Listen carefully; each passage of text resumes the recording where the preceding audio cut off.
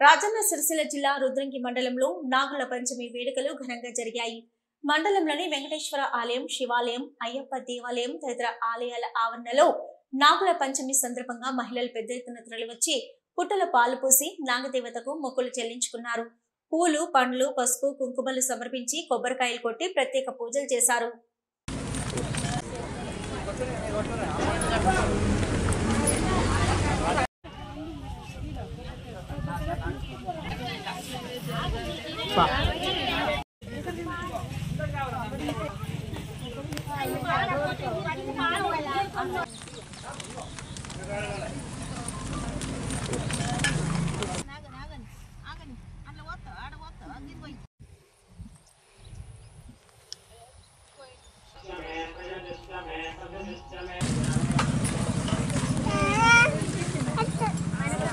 Ready, Nana?